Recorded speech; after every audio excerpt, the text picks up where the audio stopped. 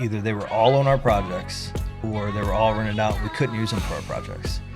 And then it turned into we didn't have any available for our projects. So we bought 10 more. The thing is, with this mindset that we have now and this knowledge and these tools that we have that everyone really has access to, they just needed a Corey in their life to step up and say, hey man, why don't you think this way? Or like drop a book in front of you to change your mindset. I mean, it's available to just about everyone.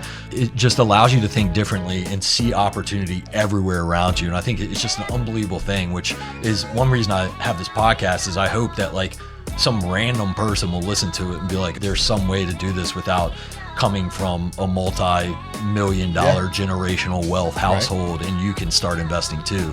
Just almost all the investors we have on the Virginia Investor Podcast come from nothing, like no money at all. And it's just like they have found out through whatever channel that like this is possible, and they're kind of confused about it, and they do some research and like, oh wait, and they do one accidentally and fall into it. Now they've done hundreds of millions of dollars worth of developments. Speaking of crazy, you wanted to get into the dumpster business.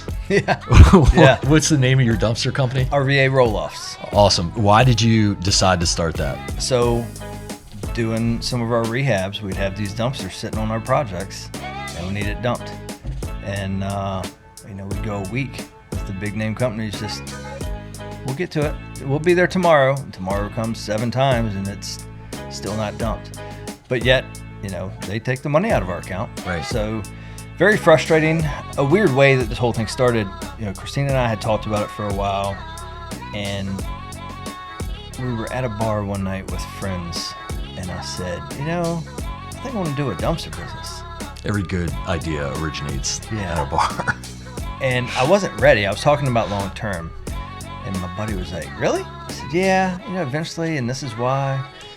And he's like, oh, yeah, that'd be cool. And so this went on. In a couple weeks, he called me. He said, hey, that dumpster thing you want, that's a good idea. I'll do it with you. I was like, oh, okay, all right. Again, didn't want a partnership. Right. And these are good friends of ours. And so now it's this awkwardness of I should have never said anything to anybody else. But when I get excited about something, especially after a few bourbons. And so I'm like, man, I don't want a partnership, but I trust this dude. Like, I give him whatever he wants. He can borrow whatever he wants. I kicked the can down the road for months, and finally he calls me. He's like, listen, if you're not going to do it, I'm going to do it. And I'm like, no, you ain't. Yeah. So we'll do it together. And so that's what was, what really kicked me, because I was like, he's not going to do this without me doing it. And so we ended up doing it. And the idea was we'll use them for our projects. His wife was starting to flip a house.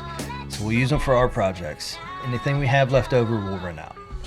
And what it turned into was either they were all on our projects or they were all rented out. We couldn't use them for our projects.